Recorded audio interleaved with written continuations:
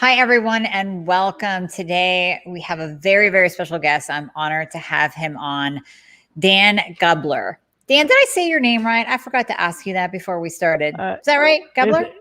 It's Gubler, yeah. Gubler. Dan Gubler. So we just recently met, and his work completely intrigued me. I said, I have to have him on. And you guys are just going to love this. You're going to get so much information out of this. And what intrigues me about him, he is a natural product chemist that has literally traveled the world studying bioactive compounds in plants and incorporating them into science-based supplements that can help all of us unleash our inner brilliance, which I love. So we're going to be talking about bioactive compounds in plants today, how they regulate biosignaling mechanisms in the body to improve both hormone balance and thyroid health. And everyone knows we talk a lot about thyroid on here. So this is going to be just a great, great topic. I encourage you guys to take notes because it's going to blow your mind. So Dan, thank you so much for coming on. Thanks for sharing your time with us today. Oh, it's an absolute delight. Thank you. So tell us your story. How did you get into diving into this type of research? How did you get into traveling the world? Yeah, so I've been fascinated with natural compounds from plants as early as I can remember. It's summertime right now. Kids are bored. And when I was bored, I would beg my mother to go into her kitchen and play with her, the spices and other things in the kitchen and make formulations. And so I would mix these compounds together. I would try them. I would give them to other people to try. And so I've always had a love for plants. I have spent a lot of time in the outdoors, hiking and foraging mushrooms and other plants.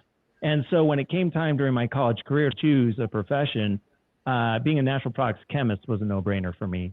And once I learned about these compounds, I just had an insatiable appetite to figure those out. Because there's 600,000 species of plants on the earth, and less than 5% of them have been studied for their bioactive compounds. Wow, that's amazing. Less than 5%. And here plants are holding the key to so much. I mean, I believe they hold the key to many cures for disease states. Yeah, that's right. When you look at it, 50% of all pharmaceutical drugs are directly from plants or derived from plants. And so, it's interesting. Mother Nature has these secrets locked up in these plants. And one of the things that drives me, it's an imperative for me because every year, 15,000 species go extinct.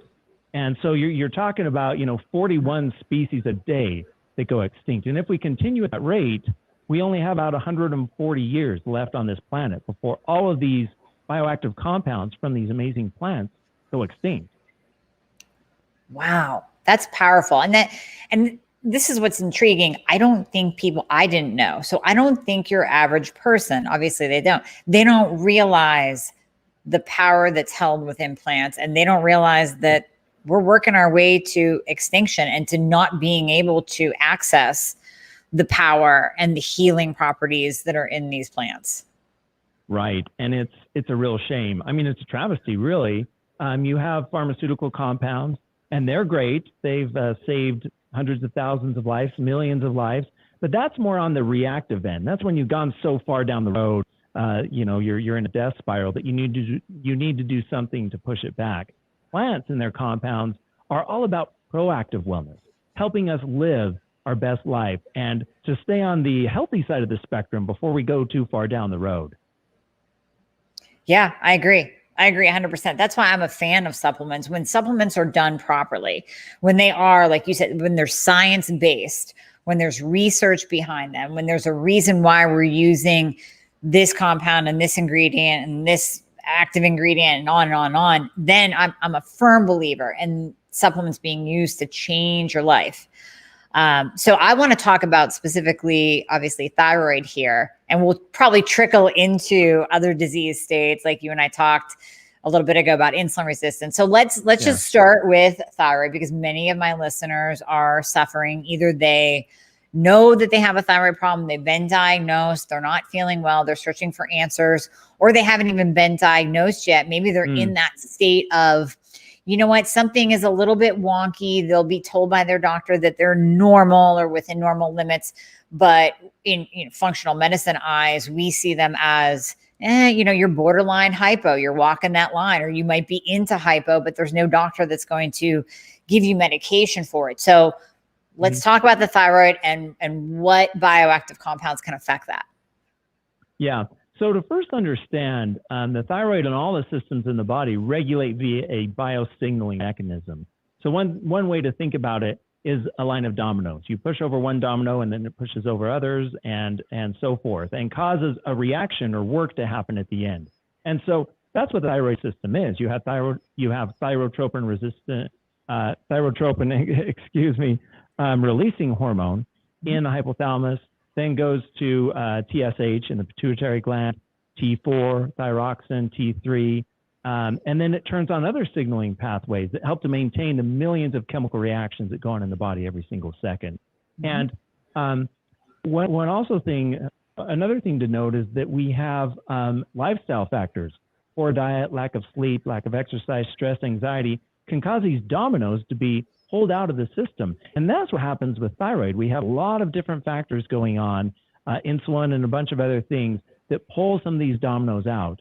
And so natural compounds from plants like berberine, like myricetin, from pomegranate, punicalagins, EGCG from green tea, curcuminoids, and several others help to slide these dominoes back in and maintain the reactions going on in the body, including the system of thyroid. That's fascinating. That is well, I always say that the thyroid is the master gland. So just like you said, it is that domino effect. It's the domino effect on the entire body. So when the thyroid's off, there goes your sex hormones. Those are going to be off. You're going to have your adrenals off. I mean, everything, insulin, everything is going to cascade in a bad way downward. So these kind of expand on those compounds, because you and I talked about berberine, I'm a fan. So that can actually be used for the thyroid as well as insulin resistance. It can. Yeah. So berberine helps to regulate production of thyroxine. So thyroxine we talked about is a major modulator here. And so berberine helps to make sure that thyroxine is produced, that the signaling mechanism of thyroxine downstream happens. As we know, thyroxine, T4 and T3 causes cascade event. And so even though thyroxine, T4, which is converted to T3, even though these are produced, if the dominoes downstream are not in place, then nothing's going to happen. And actually, bad things are going to happen, hypothyroidism and other issues. And so berberine helps to regulate the dominoes downstream of T4 and T3 to make sure that they're functioning properly. Oh, that's amazing. I did not know that about berberine. So can that also help with T4 to T3 conversion? So anyone who's, maybe they're on levo, they're on Synthroid, they're still experiencing symptoms, and we want to help push that conversion. We want to help push that T4 over into T3 so that the T3 can get to the cell. Does berberine help with that conversion? There is some research pointing that way, and there's still more that needs to be done, but berberine definitely can. There's another ingredient called thymoquinone from black cumin seed oil that has some pretty good research on it as well for that conversion to take place. And there's many others, but berberine and thymoquinone are the most studied right now. Now, black cumin seed oil can actually lower antibodies in Hashimoto's as well, right? It can, yeah. And again, this is a signaling mechanism, because the pathway to Hashimoto's, to Graves, hyper and hypothyroidism are again manifest by these signaling pathways. So again, if we can use these natural compounds, another one is with anthelide from ashwagandha, rosavins from rhodiola, adaptogens. Your audience will know that these are probably adaptogens. These also help to regulate these transitions. So it is this funnel approach. We have T3 and T4 at the top of the funnel, which then trickle down to power all the other reactions in the thyroid, in this system. And these ingredients can directly help to influence those. That's amazing. That's really amazing. So if we take a person who's still struggling, or we take a person that let's say, is stuck on T4, stuck in the synthroid box, like I call it, and the doctors won't prescribe T3, they won't do NDT. So they're just stuck there, but they want to feel better. We can actually take this natural approach to move them into that more optimized state. That's right. Yeah, it's a complementary approach. You know, if we regulate the signaling, then we bring the system back into balance. I mean, Levo's great. It does a good job. But again, it's a more harsh approach. It's something that needs to happen in certain periods. But in order to maintain and to try to be on the proactive wellness side, these ingredients are really great. That's fascinating. And of course you can't, I'm sure you've seen this in your research too. You can't just take these bioactive compounds, these ingredients, these products that you're talking about and eat McDonald's and not sleep and never work out a day in your life. You have to do everything both and in order for those to be effective in the body, right? That's right. The modern processed diet is one of these factors that's literally killing us. The other thing is the quality of ingredients. You know, there's a difference from the wilty lettuce that you eat on that fast food hamburger versus lettuce, you know, that you get from a farmer's market that's grown properly, organic, that has really nice, rich amounts of compounds. So biosignaling compounds are found in food, but not all foods are created equal. So you want to make sure that the foods that you're eating are the highest quality so that they have large amounts of the bioactive compounds. Supplementation is also a really interesting way. So berberine, you know, it's you can't really eat Berberis vulgaris, where berberine comes from. And so a high quality supplement containing high amounts of purified berberine is really important and effective as well. Mm-hmm. I totally agree. And there is a place for supplementation because, and this would be a whole different podcast, but just the erosion of our soil and the, you know, spraying the wheat fields down with glyphosate. I mean, that is just kind of breaking down our quality in our food. So even if you are eating a ton of vegetables, okay, if they're organic, or have they been sprayed from cross spray from the farmer next door that's spraying, and how's the soil? And there's no way that you can eat your way to getting all of the compounds that you're talking about. That's exactly right. And so one of the most things I hear quite often is, well, just eat healthy and exercise, like you said. But like you said, that assumes we live in a bubble. That assumes the food is top quality, like you said, no soil depletion. That assumes that we're never, ever stressed or never, ever anxious. And that assumes that we always sleep well and we always exercise. But reality is we don't do that. We're not in a bubble. And so we need help to help bridge the gap from where we are to where we can and need to be. Mm-hmm. And even you and I, even people in this space who do this for a living, who study it, who know the effects of different foods and know the effects of lack of sleep, we still do it. We're human. Yeah. So, you know, you and I aren't in a bubble either. So that's why, I mean, I guess we give this message to the world to basically say, listen, we're not perfect. And this is what we use to supplement to improve our body's function. Yeah, that's exactly right. Beautifully said. So you talked a little bit about food. So I'm going to kind of transition into insulin, because insulin, I always talk about insulin resistance on here. 99% of hypothyroid and Hashimoto patients have it.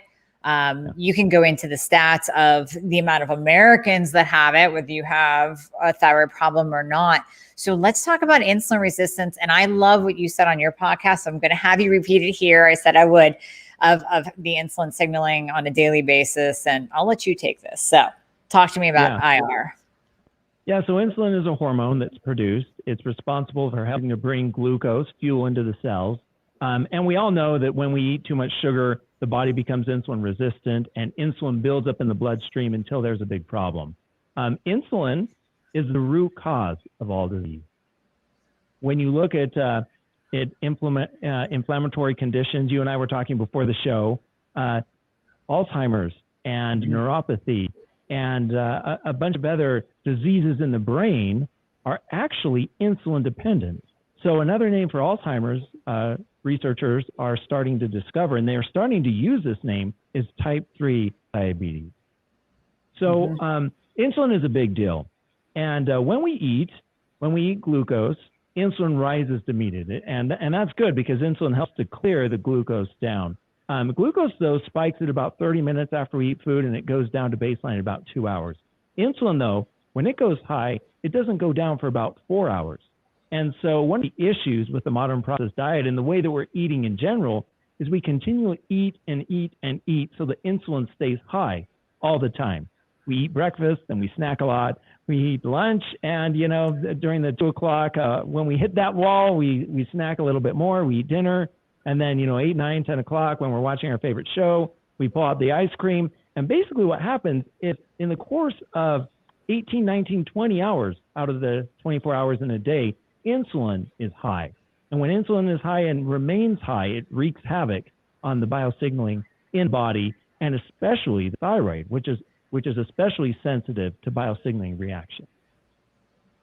And sensitive to inflammation. Yes, so, exactly. Yeah, you keep your insulin high all day.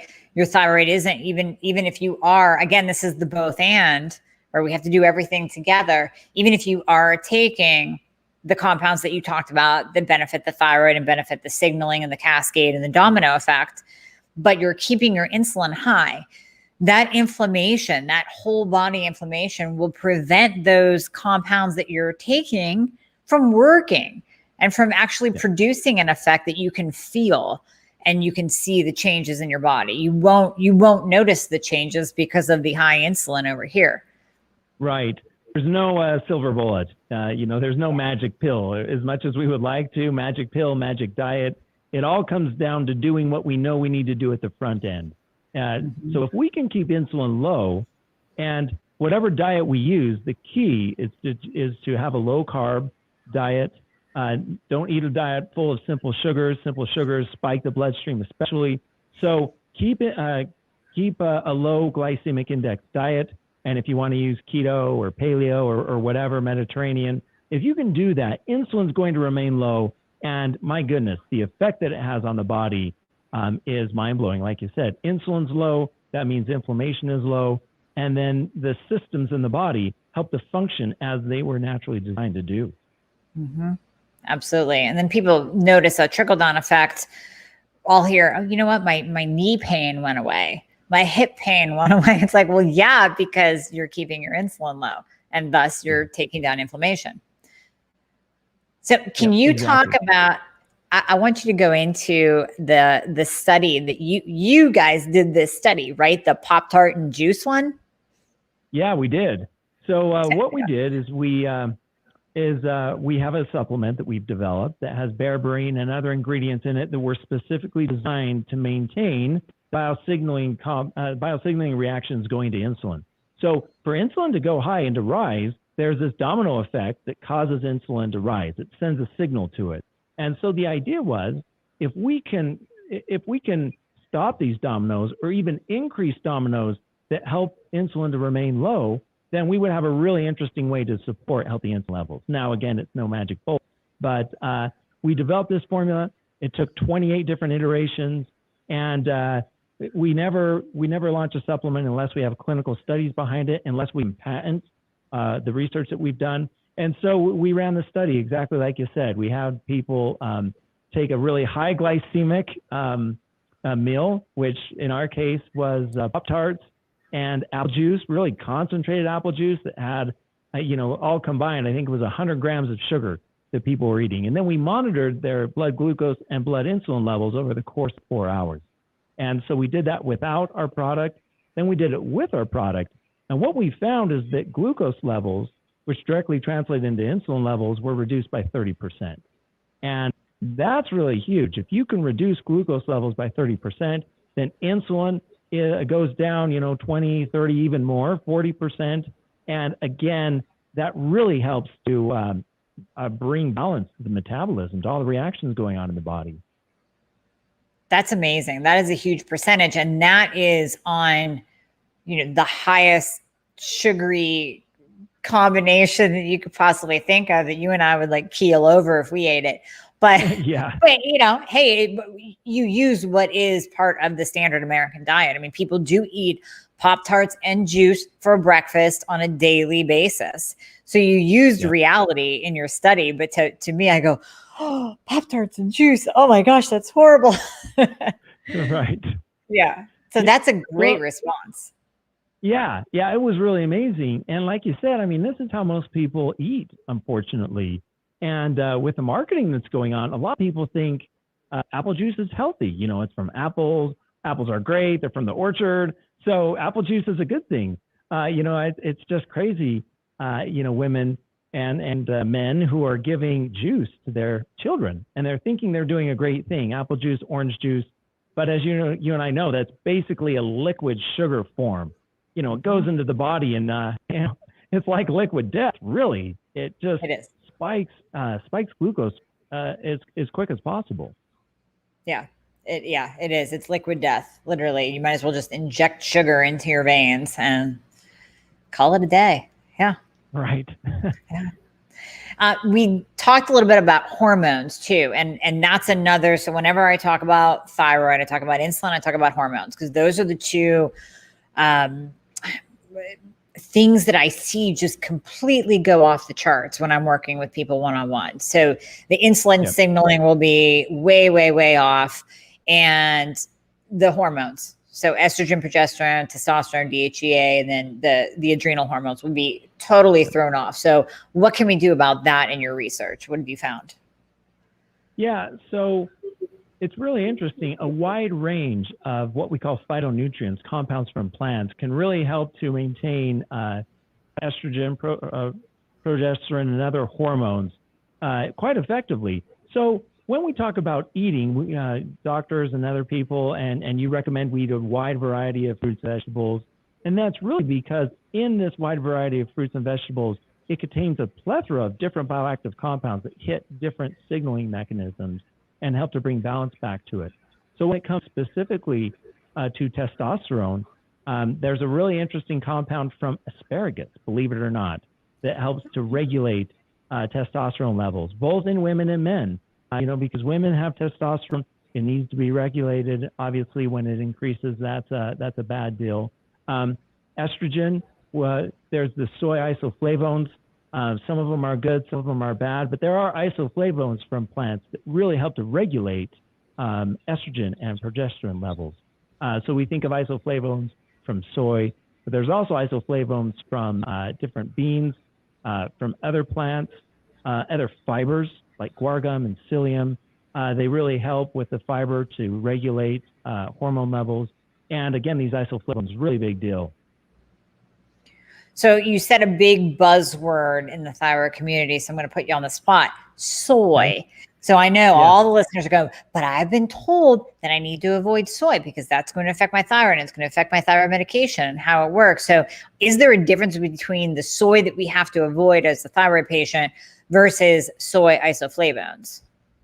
Yeah, beautiful question. The isoflavones, like genistein and bicolin and others that have been discovered from soy, actually help to regulate hormone levels. I mean, they're phytoestrogens by nature, phytoplant estrogens, so they help to regulate estrogen levels. And so, I mean, when you look at countries and people that take a large amount of soy, like in Asia, their thyroid levels are for the most part, thyroid's not as big of a problem in Asia as it is here in the States. And also, when you look at incidences of cancer, women who eat a lot of soy enriched in these phytoestrogens or supplement with them, they have significantly less incidences of cancer. So there are cases, though, you know, where you have breast cancer or different things. There are hormone-resistant types of cancer where isoflavones can be negative. But in most cases, isoflavones are really good, especially supplementing with isoflavones. Okay. So we can supplement maybe so people don't get freaked out by eating something like edamame or something like that. I personally, I would prefer supplementation for my patients over eating it because then you can't really regulate it. You can get to the point where you go overboard and you think, okay, well, if a little bit of soy is good, then more is better. And then you can get into an estrogen dominant state. Yes, that's exactly right. You know, it's all about the dose determines the the poison when it comes to toxicity, but the dose also determines the signaling balance. If the dose is way too high, then signaling's off. And like you said, the really nice thing about supplementation is we know exactly what we're getting in there. Like we talked about earlier, it all depends on how the food is grown, what season it's picked, what it's been sprayed with, the temperature, the weather. All those things go into come into play in determining the amount of bioactive compounds in there. And so you might actually have some soy that is really enriched in isoflavones, and that's not a good thing. So having a supplement where you know exactly the amount that you're getting is the way to go when you look at the science.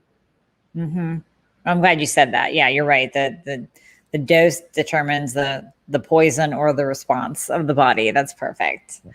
And you mentioned testosterone as well. So I talk a lot about testosterone. I feel so bad for guys that have low T levels, but they're told they're normal because they're coming in at 325, 350.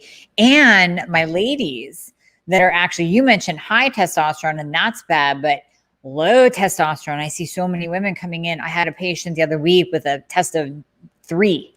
I said, I don't think I've ever seen a 3 in total testosterone in a woman. Right. So what would you recommend for, and I mean, women don't want to take, most women don't want to take testosterone injections. You have problems with the pellets because then they give a big, bolus dose and then it weans off. So those are hard to regulate. So what could we do naturally to boost that? Yeah, so there's a class of compounds called triterpenes, and testosterone is a steroid. Now, when we say steroids, we think of like anabolic steroids and athletes doping. But steroid is actually just the term for a general structure of a compound.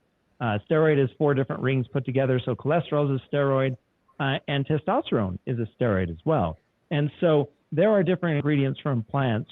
For instance, triterpenes from reishi mushroom and triterpenes from yerba mate can actually help to regulate testosterone production. Again, it's a signaling thing. If testosterone is produced, we want to see what's going on upstream. And perhaps there are dominoes that are going crazy upstream that are actually going either way, that are, there's dominoes that are supercharged, that are just pouring testosterone into the body. And then there are dominoes that are completely absent. So the production of testosterone is basically non-existent, as you were saying in that case that you had. Okay. That's interesting because I'm a huge fan of mushrooms, especially reishi, but I love them all. I think they do great things in the body. Yeah, they do. And most mushrooms have really good amounts of these triterpenes that help to regulate hormone levels, as well as a host of other biosignaling mechanisms. So do any of your products have that? Or let me ask you, what are your top performing, your top wanted on-demand products that you guys have, that you've developed, that you're like super proud of? Yeah, our top product that, I just love it. We'll talk later about how it was developed. We went through 40 different iterations, and the product is called Connect. And as the name implies, it helps to connect the biosignaling compounds in the body. So in this formula, we have over 400 different phytonutrients, bioactive compounds that regulate different signaling mechanisms related to the heart, to the brain, to the kidney, to the liver, thyroid, the inflammatory processes in general. And so this kind of a multivitamin version of biosignaling where we really try to target all the different pathways. And it's amazing the results we've seen. When signaling is in balance, as you know, with thyroid, cognition gets better, brain fog is reduced. Obviously, natural energy increases. Being lethargic is one of the biggest things. People want to do things, but they just can't. Even when the doctor says buck up, or the people around them that love them say, hey, just pull up your big boy or girl pants and get going. But really, it comes down to biosignaling. And so that's a product that we're really proud of. We've ran 3 clinical studies on it, and we're actually seeing that these ingredients can regulate biosignaling. We're able to determine that and see it, and show that it increases amounts of biosignaling in the body. Wow. So go into how you said how it was formulated. I mean, how you tried 40 different variations of it. Yeah. So I traveling around the world, studying compounds in plants, there's different ones that I was always fascinated about. There's a plant called burdock, and in studying burdock, taking it back to the lab, we found that it contains different compounds. One of them is called arctogenin, and there's several other ones. And when we ran this research in cells, we found that it regulated biosignaling. There's many others, rhodiola, ginkgo. Ginkgolides are great versions of signaling. So it was interesting as I was thinking about this, and it sounds kind of weird, but I was going to bed and I just started having these ideas flood into my mind. You know, when you're at night and the mind is clear, you de-stress and you're able to kind of think more clearly. I had all the papers that I read had kind of coalesced together in these different signaling molecules. So, wrote them down. We went to the lab and 42 iterations later, we came up with this compound. We formulated, we tested, results weren't quite as good as we hoped. We reformulate, we retest, which again, most companies in the supplement industry don't do that. They use a standard turnkey formula. Most of the time, it's like, hey, let you and I start a supplement company. And then we go to a contract manufacturer and say, hey, we want a mood enhancer. And so the contract manufacturer will just pull something off the shelf that they've already developed that they're selling to 30, 40 other companies. And we put our label on it and we try to sell it and try to show how we're different. And sometimes manufacturers will pixie dust in a little bit of this or that. So it's your proprietary blend. And then you go and sell that. And you try to be different, but you're really not. You have no science. There's no unique proposition. The amounts of bioactives in these formulas are really quite low. And it's a big problem. Huge problem. I am a stickler for supplements. I tell people all the time, listen, these big supplement companies that used to be the gold standard a couple of years ago, I won't name names, but they've sold out. They sold out to Nestle and Bayer and Amway and proprietary blends. I hate because you're right. They just pixie dusted in. I am such a stickler for supplements and going with good, high quality companies, just not high quality companies that care, that do the research, that can back it with, like you said, 40 different variations, 28 different variations, because we weren't happy with 1 through 28. So, I mean, that says so much. That says so much about the quality. Yeah. And it's hard. I feel bad for the consumers because it's hard to really know what's science-based and what's not. You go into these big box stores, pharmacies, and there's just a huge wall of different supplements, right? If you want to take an omega-3, for instance, to help support inflammation, reduce inflammation, there's like 50 to choose from. So how do you know what's good or what's not? The EPA, the DHA, the form that it's in, other carriers that are with it, things that help to prevent it from being oxidized in the body, things that help it to be encapsulated and become more bioavailable. So there's all sorts of different things that are going on, and I feel bad. And that's why people like you and I, that's why we educate. We want to just really help people when they go to the store to help them to find the right sources. And, a lot of times the best supplements aren't at the store. They're, in different areas. They're in a doctor's office. They're directly through the website of a company that has research that can actually educate and show why the product is effective, rather than just you go to the shelf and you try to grab something and you have no idea if it's going to work or not. No clue. Right. Exactly. Oh, geez, I have a bee in here. So I tell people my rule is you do not buy from a store. You do not buy from Amazon. I don't know if you guys sell your products on Amazon, but I would rather them just go right to your website. And you only buy from these high quality companies that do the research, that can actually show the research that they've done and back their products. So I love it. So tell us some more about because we're going to put the links for your supplement company, and I want you to tell us about it and where people can go. And we even have a discount code for everybody too. Yeah. So the company is called Brilliant, and the website is feelbrilliant.com. That's FEEL, brilliant.com. And you can go there and you can look at our different supplements. Right now we have 3 products that we've developed. Each product has clinical studies. Each product is patent pending, and each product is produced in our laboratory, where we go through all the process. We produce, we make sure that it works properly, and then we manufacture on large scale. And so if you go and look at our supplements, We talked about this biosignaling supplement. We have another really cool one, and I'm sure you've talked about this. Another thing that really regulates hormone levels is the microbiome, the bacteria in the gut. Yes. Yeah, good and bad bacteria. Bad bacteria secrete compounds that are pro-inflammatory. And the microbiome is known as the second brain, and huge impact on hormone levels. And so we have a product that helps to regulate amounts of healthy bacteria. So we have a technology that can actually inhibit the ability of bad bacteria to talk to each other. So it's like molecular espionage. And if bad bacteria can't talk to each other, they're siloed and they die. And by nature, then, good bacteria will increase because it fills that void. And when good bacteria are there, it releases small molecules that help to regulate hormone levels. The gut-brain axis, the brain-thyroid axis, it's all connected. It is. It's totally connected. So what's the name of that product? That product is called Defend. Brilliant Defend. Okay.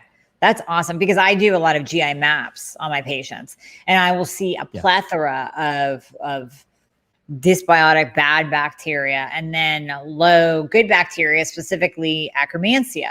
And I just talked about this on a podcast I released last week. If you have low Akkermansia, you are going to have metabolic syndrome. You are going to be more prone to weight gain. You're going to be more prone to insulin resistance. So by building up that Akkermansia in the gut, that's going to make a world of difference in your metabolic health. That's exactly right. Other ones, Lactobacillus reuteri, Bifidobacterium longum. Bifidobacterium longum is a really interesting one. It's found in centenarians who live over 100 years old, have huge amounts of this bacteria. And I love what you said, because a lot of people think when they think of gut health, they're thinking, well, digestion, get more regular, stuff like that. But it's so much more than that. And I love that. There's not too many people that when they're studying an area like you are with thyroid, and you're an expert in the area, actually look at the gut. And that's amazing. People disregard it. They overlook it, and they do so at their peril. Yeah, it's so important. And I always say that too. I think everyone thinks of, when we say the gut, when we say leaky gut, when we say the GI tract, everybody thinks about, well, I don't have gas, I don't have diarrhea, I don't have constipation, I don't have heartburn. You don't have to. I mean, you probably will if you're a little bit off. I mean, if we dug a little bit, I could probably get you to say like, well, yeah, I am a little bit gassy every once in a while. But it's so much more than that. It's systemic. It's the whole body. It's how your thyroid functions. It's how your hormone functions. It's whether or not you're depressed or anxious. It's the second brain, like you said.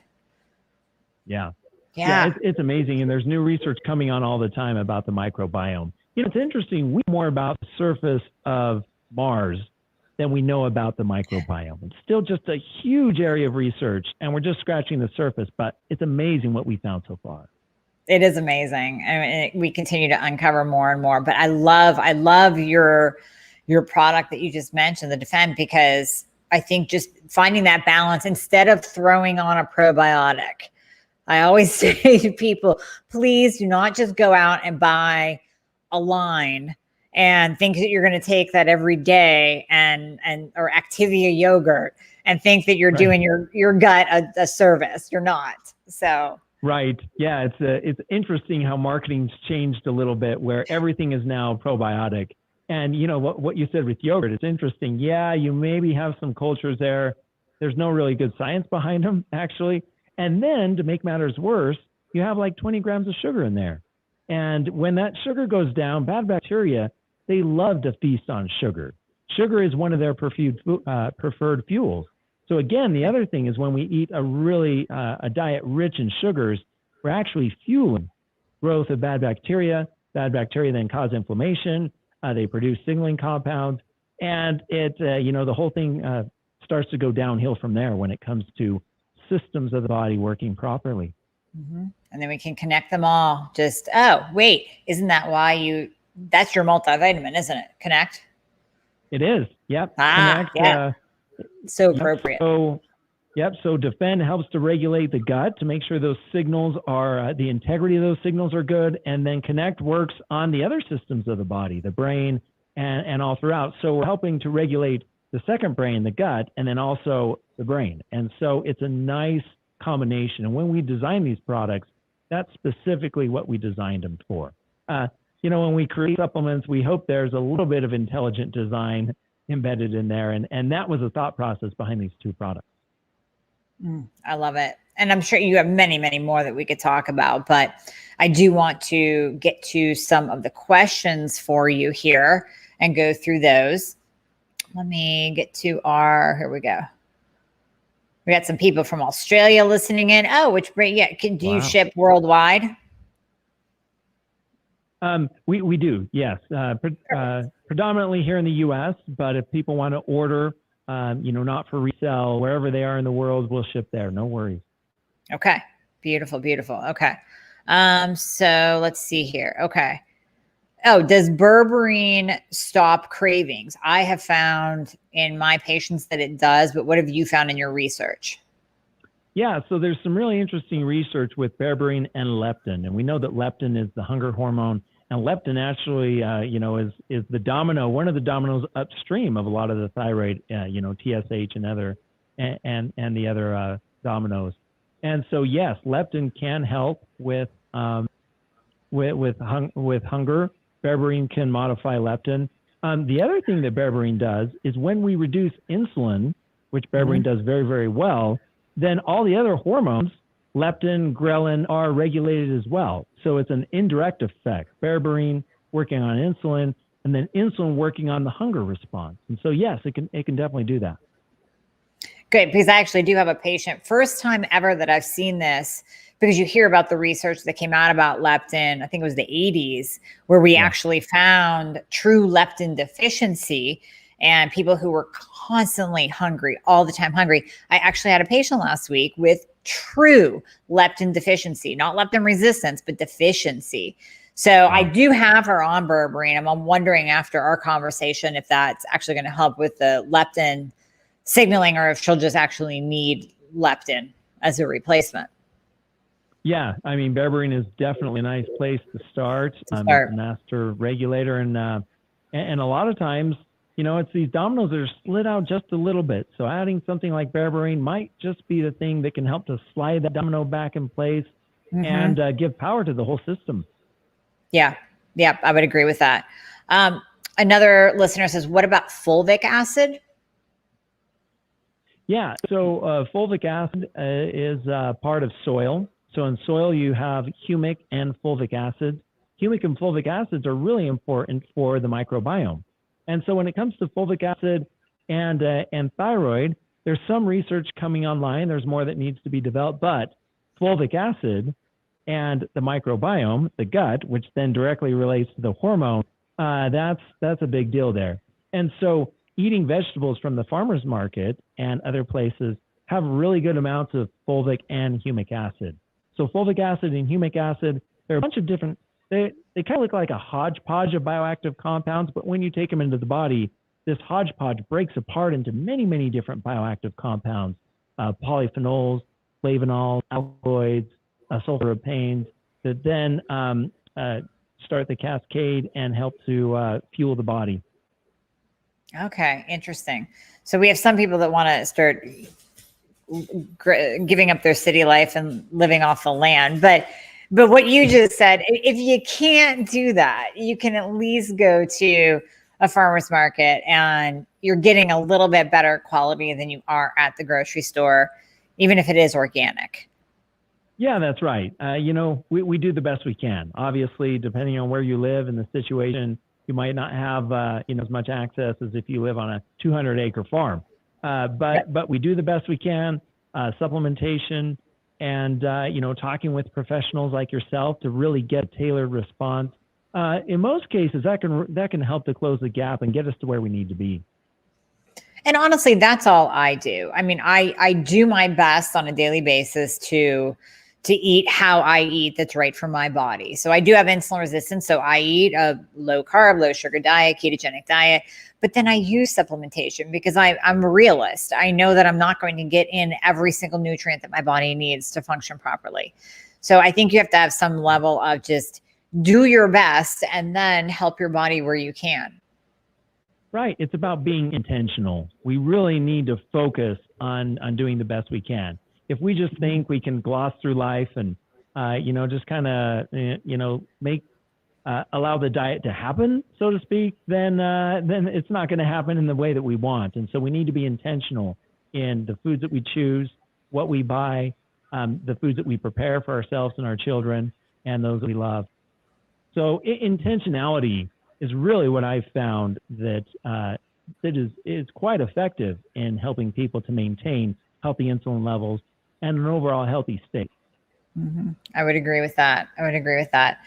And then last question that we will take before I let you go. And you and I kind of talked about this behind the scenes as well. But when you mentioned earlier about eating all the time, and we heard in the 90s and early 2000s, eat every 2 hours to keep your metabolism up. And now we know that's completely false. So we talked briefly about intermittent fasting. But this question is, how often should you eat? What about the people who are advised to eat small portions many times a day? It's just not a great idea. I want you to speak on that. Yeah. So like you said, this is a big fad. And it continues today where doctors and medical professionals and actually companies that sell snacks really want to push this message. So it goes back to insulin. As we talked about before, when we eat food, that food contains glucose, and glucose enters the bloodstream and it peaks at about 30 minutes. And then it goes down, the peak is 30 minutes, and then it goes down to baseline at about 2 hours. Insulin, though, starts to rise. So when we have this glucose peak at 30 minutes, insulin starts to rise. It peaks at about 1 hour, 1.5 hours, and then it doesn't go down for 4 or 5 hours. And so when insulin is high, the body cannot turn one molecule of fat into fuel. It just doesn't happen. And so if insulin is high all the time, fat builds up. There's no fuel expenditure. You're living on carbs alone, which is a really, really bad idea. And it leads to metabolic syndrome. It leads to thyroid dysfunction, diabetes, heart disease, which are some of the factors in metabolic syndrome. Just basically throws everything off. So when we look at the research, and I'm really glad that intermittent fasting is starting to pick up steam, because really when we spread out the time between eating, it allows insulin to go low. And when insulin is low, the body starts to burn fat. Inflammation is reduced significantly. Hormone levels start to function properly. And it really is huge. So just a simple thing is spreading out our eating times. Now, it takes discipline. It requires being intentional. But if we can do that in and of itself makes a huge difference. Hormone levels, weight loss, and you name it across the board, really, really effective. I agree. I at least do 16/8, sometimes longer. Now I always talk about intermittent fasting with thyroid patients that you don't have to do it every single day, to definitely be intentional. Like you said earlier, listen to your body, but there's so many benefits to just even simply eating 3 meals a day. Don't do the every 2 hour snacking thing. It's just going to keep your insulin up. Yeah. Yeah, 3 meals a day, that's fine, as long as we spread them out and we make sure that when we eat carbs in that diet, that the carbs have time to clear, that insulin has time to clear those carbs and to get back to baseline. Mm-hmm. Exactly. Well, I could talk on and on. I'm sure we could go on for another hour about various because everything is so connected. Everything's so connected. But no, I thank you so much for your time, Dan. Thank you so much for coming on. And we will have the links to everything, to your website, to your Instagram, to your podcast, which I'm going to be a guest on soon. So I'm very honored to be jumping on there. So we will have, we'll have fun. We'll have all the links in the show notes so people can connect with your product line and maybe try Connect and try Defend and check out all the other products that are on there that we didn't even get a chance to talk about yet. Awesome. All right, Dan. Well, thank you so much. And if anyone has any questions, you can post them in the comment section below. I'll definitely jump back in all this week and be answering them. And you can find the Thyroid Fixer podcast on all podcast platforms. So make sure that you share this one. This is a good one, guys. This is one loaded with a ton of information and simple, just strategic, effective, actionable items that you can do right now to improve that signaling, that pathway that Dan talked about to improve your thyroid and your hormone balance.